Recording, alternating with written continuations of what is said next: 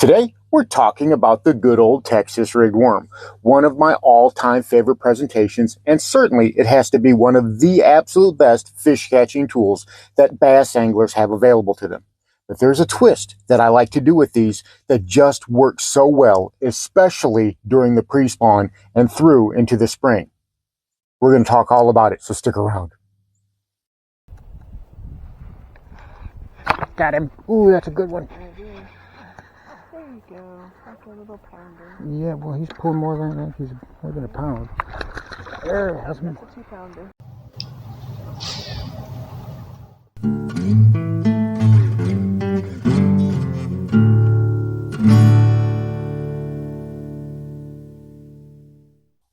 Welcome back to Lowbrow Fishing. And as I said in the intro, today we're talking all about these guys. Texas rig stick baits. One of the most popular presentations bass anglers have available, and certainly one of the most productive of all time. Ever since they started using these back in the 1960s, the game of bass fishing was changed forever. You can rig them on an EWG, you can put them on a worm hook, you can rig them weightless, you can put a bullet weight on them, you can drag them, you can hop them, you can swim them. The limits of these are only bound by the limits of your imagination, and anglers have found so many different ways to catch fish with these. And today we're going to talk about one of my favorite ways that I've been using for a few years now that works really well from the late winter on through the pre-spawn and into the spring. And it works so good based on the conditions that a lot of fisheries have right now. But before we get started, if you like bass fishing content that tries to be inclusive, whether you're fishing from a boat or whether you're fishing from the bank, and always with a focus on budget because not everybody's got a lot of money to spend on bass fishing gear, then click that subscribe button down below. This is the channel for you. And while you're down there, I'd really appreciate you giving this video a like. It really helps out the channel and it means a lot to me. So, good old Texas rig, right? A lot of guys think they're boring. Just dragging a worm. I want to burn a crankbait. I want to fish a spinnerbait or something like that. These things are slow, and they can just be mind-numbing to try to cover water whenever you're searching for bass or you're trying to find those big girls. Well, a lot of us have a lot of vegetation in our fisheries, and a Texas rig or some other weedless presentation is a virtual must. You have to have something along those lines if you want to fish in and amongst all that heavy vegetation. On the big lake, it's hydrilla, it's milfoil, it's grass everywhere. Rarely are you going to find a spot that has bare bottom. So you have to take that into consideration. You know, the wife and I, we went out to the lake just yesterday, and the water was chocolate milk, which is to be expected. We had a lot of wind, we had a lot of rain, and there's been some temperature fluctuations. You know, you put that into with the year that we've had so far, and those bass, even though they're trying to do a spawn right now, they've just started the early phases of the spawn, they are really in some sort of weird funk, and they're being lethargic. So you have to go where they are, and you have to fish for them on their terms. Now, we were dirt shallow to begin with because we figured that's where the bass were going to be. And we did have some success, and we started with, well, another type of Texas rig that's one of my favorites, and that's the good old Waco rig. And we're not talking about this in the video today, but if you haven't used this, I'm telling you, you need to use this because where we were fishing these, that was the best way to get a bite. There was a ton of vegetation. There was no way to fish something like a NACO or a wacky rig or anything else. And we wanted that slow, subtle fall. And this worked so well. I mean, it didn't take long. And my wife, well, you see right here, she caught a nice 2-pound fish. Beautiful. And in those areas that we were fishing, which were super, super vegetated, it was the only way that we could get any bites. We used dark colored worms, we used bright colored worms, and that was the only way we could work those baits through those certain areas.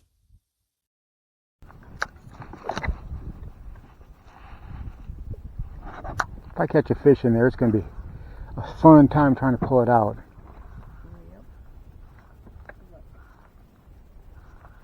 Well, I've done it before. Mother's necessity of invention and all that.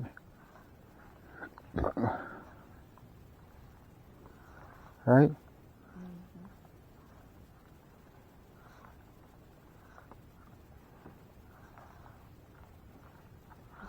There, oh, I got him. I got him. That's not a bad one.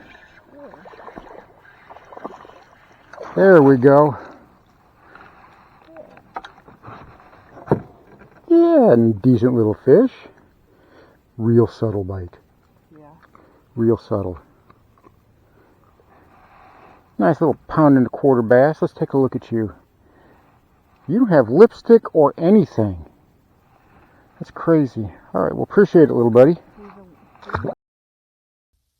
So a nice £1.25 bass. Nothing huge, but it was right there among all that thick, muddy hydrilla. A Waco rig was exactly what I needed.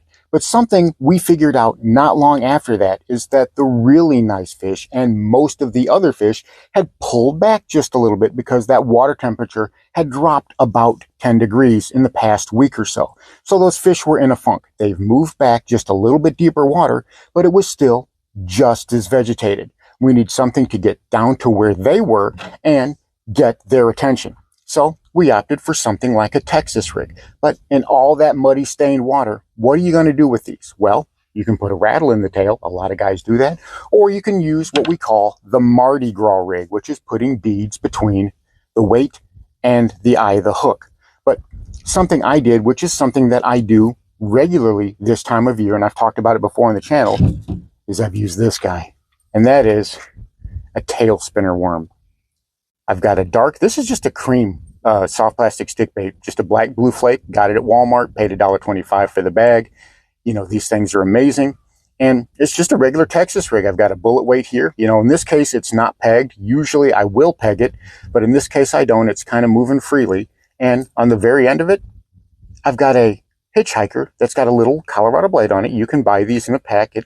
Any sporting goods store, any local tackle shop, they should have these, and they're probably $3-4 a bag for a pack of 5 or 6 of them. You know, they're simple to get. Just screw it into the bottom of that worm, and away you go. And you just drag this like you would any type of regular Texas rig. You let it go down in the water, you let it sink, give it a few seconds to sit there, and then you slowly drag it to you. And it works amazingly. That little tail right there, that little blade, spins and gives a little flash and just a little vibration in the water. And it can work so well to get that bass attention in those murkier water situations, especially when those bass have gone down and they're kind of in a funk. And you can see right after I tied this on and fished right in that little bit deeper water, well, this was the result.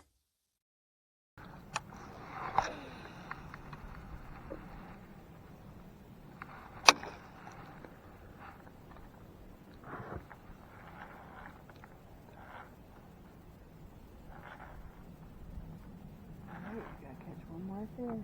That's easy.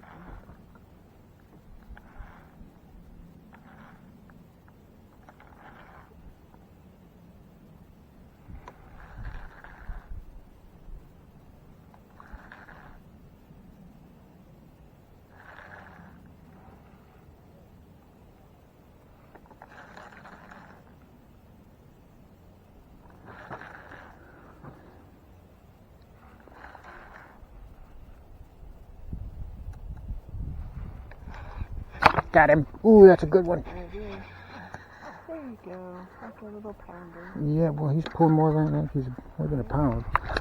There, husband. That's a 2-pounder. Good Yes. job. You beat me. Tail spinner worm coming in handy. Coming in clutch. A little black cream tail spinner worm. Yeah, that's close to 2. That's a pretty nice fish. Between 1 3/4 and 2. That one have lipstick a little bit. Yep, this one's got some lipstick on it. The tail's not brushed up, so we're actually a little bit behind at times. Nice little bass. Thank you pretty much. All right. Thank you, buddy. So that was a much nicer bass. 1 3/4, pushing 2 pounds. That's the type of bass that we were looking for. And that tail spinner Texas rig, that's the one that did the trick. And again, you can fish those in a lot of different ways like you would any other type of Texas rig. You can drag them, you can swim them, and swimming them in bursts is a great way to get that bass's attention. Hop it up, give it a few cranks, and then kill it and let it sit in the bottom. Drag it along the bottom a little bit, you know, like you would normally do a Texas rig. Lift that rod, drag that worm, reel in the slack, rinse and repeat, and occasionally give it a good hop. Get that blade activated, and you can get some huge strikes doing that. And the reason why it works is because those bass are sitting in murky water. It's a little bit colder. It's a little bit denser. Those bass want to be down more toward the bottom. That's where they want to feed at. And you can really take advantage of that. I use that to great effect. I've been using it for the past few years. And again, it's a super simple setup. So if it's not something that you've tried, if it's not something that you've ever used before, I'm telling you, give it a try. I learned it a few years ago. A pro angler buddy of mine showed it to me, and I've been working with it ever since. It's a great little trick. And again, it works from the spring all the way around. It can be even in the early summer if you've got some stained water, even if you're fishing in dark conditions, low light, cloudy days at night or whatever. It's an amazing presentation that will get you bites. And when you can't get fish any other way, give that a try. Takes a few seconds to rig up. You can do it in a ton of different ways. Rig a heavier weight, rig a lighter weight. You can even rig it weightless and just let it fall. And as it falls, that little spinner will do its thing. You can try to get some bites like that. And I'm telling you, don't sleep on that presentation. It's something I don't see anybody else doing. And it's something that the fish aren't seeing. So it's not something that they're attuned to. And right now, especially with the waters filling up, we've got anglers coming out of the woodwork. That's going to be the keys to your success. Whenever we can do things that bass are attracted to and aren't expecting, because that's going to be the key. Right now, the bass are getting more active. Their curiosity is starting to perk up. So they're going to be looking for new sources of food, especially if they're in the pre-spawn. They're always going to be hungry. They're always going to be looking to feed, even if it's funky, right? Even if we've had some hard weather conditions, even if those bass might have a cold front come through and it kind of pushes them down, they are still going to be creatures of instinct, and they're still going to want to feed you on anything that they can around them, especially if it's right in front of their face. If you can put it right in front of their face, or if you can get them interested, because bass are very curious creatures. They want to know about the world around them. And a lot of times they explore the world like a toddler with their mouth.